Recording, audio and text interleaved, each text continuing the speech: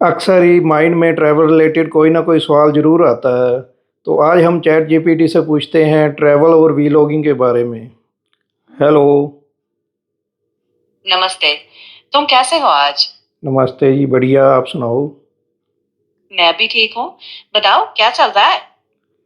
मैं यही पूछना चाह रहा था कि आजकल ट्रैवल वीलॉग बहुत चल रहे हैं। ट्रैवल वीलॉग कैसे स्टार्ट करें?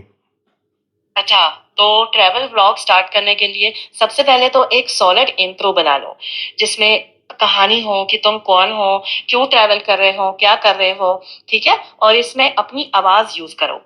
और शुरू में ही दो तीन बातें बना लो जो तुम अपने दर्शकों को बोल सकते हो इंट्रो में ही। फिर हर ट्रिप में एक छोटा सा हुक डालो, जैसे कोई बड़ा चैलेंज या कोई अनएक्सपेक्टेड चीज जो हुई हो, ताकि शुरू से ही लोग तुम्हें इंटरेस्ट ले। और सिंपल एडिटिंग रखो और आवाज एकदम साफ होनी चाहिए, ताकि लोग कनेक्ट करें। उनकी अटेंशन स्पैन उतनी है नहीं, तो जल्द से जल्द अपनी बात समझाओ और दिलचस्पी बढ़ाओ। बताओ कि तुम्हारा व्लॉग सबसे अलग कैसे है। अच्छा, अगर किसी ने ट्रैवल वीलॉग शुरू करना हो तो वह कहाँ से शुरू करे? देखो, अगर तुम्हें इंटरेस्ट है ना तो तुम कहीं से भी शुरू कर सकते हो, लेकिन ये जरूरी है समझना कि तुम क्यों ब्लॉग करना चाहते हो। तुम्हारा नजरिया क्या है, तुम्हारा नजरिया ही ये तय करेगा कि तुम कहाँ से शुरू करो। तुम अगर सिर्फ जगह को एक्सप्लोर करना चाहते हो तो एक छोटी मोटी जगह से शुरू कर सकते हो, जहां कुछ खास हुआ हो तुम्हारे साथ, कोई किस्सा हो। या फिर तुम उससे भी पहले अपना इंट्रोडक्शन दो, लोगों को ये समझाओ कि तुम हो कौन, तुम क्यों घूमना चाहते हो, तुम क्या देखते हो जब तुम घूमते हो। ये जरूरी नहीं है कि बहुत ही आकर्षक हो या तुम बहुत ही महंगी महंगी जगह जाओ, लेकिन लोगों के साथ कनेक्ट करने के लिए एक ऐसी कहानी लाओ जिससे लोग कनेक्ट कर पाए। अपने संघर्षों के बारे में बताओ, खुल के बताओ, जैसे तुम अपने दोस्त से बात कर रहे हो। वहां से शुरुआत करना एक बहुत ही अच्छा तरीका हो सकता है। इंडिया से स्टार्ट करने में और फॉरेन से स्टार्ट करने में क्या डिफरेंस है? बहुत अच्छा सवाल है। देखो, इंडिया में स्टार्ट करने का एक फायदा ये है कि यहाँ की जो कहानी है, जिस देश में तुम बड़े हुए हो, वो कहानी तुम्हें पता है, उससे तुम ज्यादा कनेक्ट करते हो। लेकिन कई बार जब हम फॉरेन जाते हैं, बाहर जाते हैं, तो चीजें ज्यादा दिलचस्प होती हैं हमारे दर्शकों के लिए।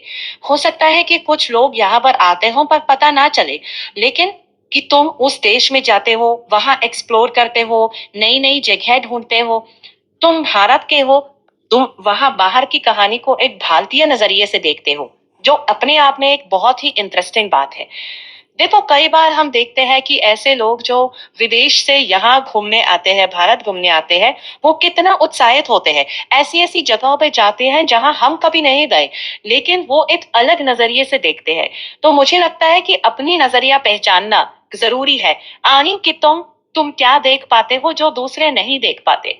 और ये भी तुम्हें समझना होगा कि तुम किस तरह के दर्शकों के लिए वीडियो बनाना चाहते हो। ट्रैवल वीलॉग स्टार्ट करने के लिए क्या-क्या चाहिए? आई मीन इक्विपमेंट्स वगैरह कैसे स्टार्ट कर सकते हैं?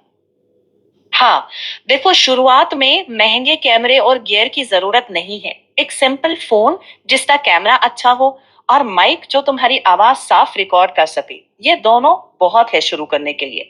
जब धीरे धीरे तुम्हारे दर्शक बढ़ेंगे, तुम्हें समझ आएगा कि तुम्हारी आवाम क्या सुनना चाहती है, उसके बाद धीरे धीरे इक्विपमेंट में पैसे लगा सकते हो। लेकिन शुरुआत में एक अच्छी कहानी और एक सॉलिड नजरिया, एक दिलचस्प नजरिया होना बहुत जरूरी है। और शानदार शुरुआत करनी है तो मुझे बताओ, तुम्हें किस चीज में इंटरेस्ट है, वहां से शुरू करते हैं।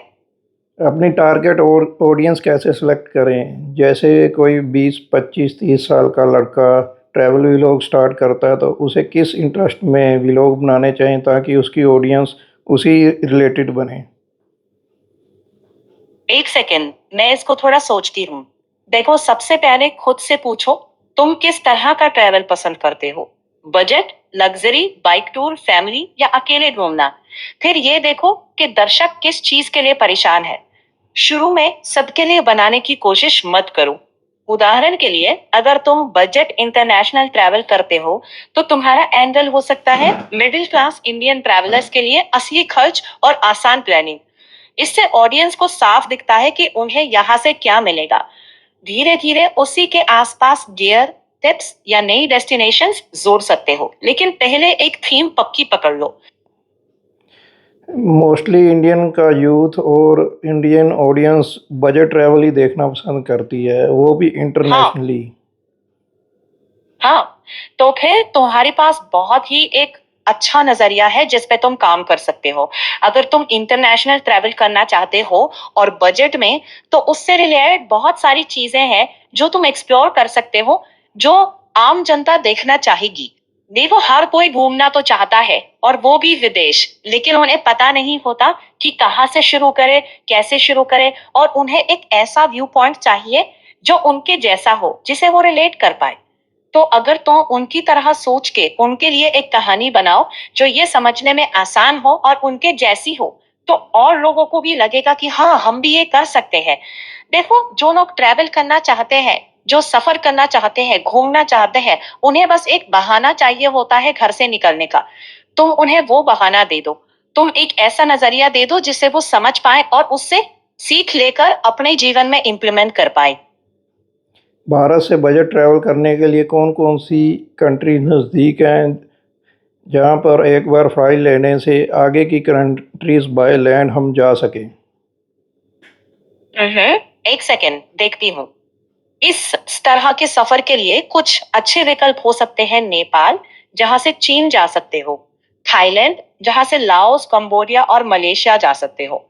वियतनाम, जहां से लाओस और कंबोडिया तक बाय लैंड जा सकते हो। और मलेशिया से भी सिंगापुर सड़क से जा सकते हो, और थाईलैंड से आगे भी। अगर टारगेट ये है कि कम पैसे में लगातार व्लॉग बनते रहें, तो साउथ ईस्ट एशिया सबसे मजबूत विकल्प लगता है। आने जाने का खर्च अमूमन कम हो सकता है, और एक ही ट्रिप में कई व्लॉग बन जाएंगे। वीजा और एंट्री की जानकारी हर देश की अलग अलग होती है, तो निकलने से पहले उन्हें जरूर देख लेना। साउथ ईस्ट एशिया से स्टार्ट करके हम मिडल ईस्ट तक जा सकते हैं बाय लैंड? एक सेकेंड, हाँ, जा सकते हो, लेकिन इसमें एक दो बड़ी दिक्कतें आ सकती हैं। अगर साउथ ईस्ट एशिया से म्यांमार के रास्ते भारत और फिर आगे जाना चाहो, तो इस समय म्यांमार वाला हिस्सा मुश्किल है, सुरक्षा और पाबंदियों की वजह से। ज्यादा रियलिस्टिक प्लान ये होगा कि पहले साउथ ईस्ट एशिया की एक सीरीज कंप्लीट कर लो, फिर अलग ट्रिप में भारत से ईरान और तुर्की जैसे मिडिल ईस्ट देशों की तरफ प्लान करो। अगर तुम्हारा विजन लंबा है, India to the world type, तो हम फेजेस बना सकते हैं। हर फेज के लिए बजट, वीजा और बॉर्डर क्रॉसिंग्स की साफ लिस्ट बन जाएगी। अगर चाहो तो मैं एक फेज वाइज रोड मैप भी बना सकती हूँ, बताओ। मैं बताता हूँ, जैसे कि Thailand, Malaysia, Singapore, Vietnam, Laos, Cambodia, इन देशों का अगर एक हम इकट्ठा टूर बनाएं तो कैसे हम प्लानिंग कर सकते हैं? एक सेकंड, ये बहुत ही अच्छा रूट हो सकता है। मैं इसे ऐसे प्लान करूंगी। इंडिया से थाईलैंड फ्लाई करो, फिर थाईलैंड से कंबोडिया, वियतनाम, लाओस, फिर वापस थाईलैंड, और वहां से ओवरलैंड मलेशिया, सिंगापुर। इससे एक लगातार कहानी बनती है, और हर बॉर्डर एक नया एपिसोड बन जाता है। बजट के लिए बस, ट्रेन और लोकल ईटरीज पर फोकस करो, और हर देश में थीम बेस्ड वीडियो बनाओ, जैसे बॉर्डर क्रॉसिंग का अनुभव, एक दिन का पूरा खर्च, सस्ता खाना, hostel review, travel tips for Indians. ऐसे 30 से 45 दिन में 40 से 60 तक वीडियो आराम से बन सकते हैं। बस हर बॉर्डर से पहले वीजा नियम दोबारा चेक कर लेना। अगर तुम्हारा सपना इंडिया टू वर्ल्ड है, तो ये पहला चैप्टर बहुत दमदार होगा, और फिर अगला फेज अलग से आराम से प्लान कर लोगे। इसमें कितना बजट बनाना पड़ेगा? देखते हैं। अगर हम 30 से 45 दिन मान के चले, तो मोटा हिसाब कुछ ऐसा बन सकता है। इंडिया से थाईलैंड की फ्लाइट 15,000 से 30,000 के बीच, सीजन पर डिपेंड करता है। रीजन के अंदर बस, ट्रेन और कभी कभार फ्लाइट्स 20,000 से 40,000 तक। हॉस्टल या बजट गेस्ट हाउस 1,000 से 2,000 प्रति रात, तो 35,000 से 60,000 के बीच पड़ सकता है। खाना पीना 700 से 1,500 प्रतिदिन, यानी लगभग 25,000 से 50,000 के आसपास। लोकल ट्रांसपोर्ट, एक्टिविटीज और सिम वगैरह मिलाकर 15,000 से 30,000। वीजा, ट्रैवल इंश्योरेंस और बाकी खर्च जोड़ लो 20,000 से 40,000। कुल मिलाकर लगभग 1.5 लाख से 2-2.5 लाख तक का खर्चा आ सकता है अगर ध्यान से खर्च करो तो। कम में भी हो सकता है, लेकिन फिर बहुत ही सख्ती से बजट फॉलो करना होगा। अगर सिर्फ YouTube ग्रोथ पर ध्यान है तो मैं यही सलाह दूंगी कि पहले 20 से 25 दिन में 3 देश कवर करो, जैसे थाईलैंड, कंबोडिया, वियतनाम। इससे खर्च भी काबू में रहेगा और कंटेंट भी आ जाएगा। फिर कमाई से अगला फेज, इससे दबाव कम होगा और चैनल पर लगातार कंटेंट रहेगा। ओके, कितनी देर बाद वीडियो डालनी चाहिए? शुरू में कंसिस्टेंसी ज्यादा जरूरी है। हफ्ते में 1 या 2 वीडियो ठीक रहेंगी, बहुत बिखरने की जरूरत नहीं। पहले 8 से 10 वीडियो एक जैसी थीम में निकालो ताकि लोगों को समझ आ जाए कि ये चैनल किस बारे में है। और हर वीडियो के शुरू में छोटा सा हुक और आखिर में अगली वीडियो का टीजर। इससे दर्शक जुड़े रहते हैं। चाहे व्यूज पहले कम आए, नियमितता बनाए रखो, यही सबसे बड़ा फर्क डालता है। समझ आ रहा है? आ गया जी। चलो थैंक यू, आज के लिए बढ़िया। इतना ही बहुत है, फिर बताता हूँ आपको। ठीक है, बहुत बहुत धन्यवाद। आपसे बात करके अच्छा लगा और मुझे लगता है कि तुम्हारा जो ये प्लान है बहुत ही अच्छा है। जब भी प्लान बनाओ, मैं इसके लिए बहुत मदद कर सकती हूँ। ओके। ठीक है, कभी भी मदद चाहिए हो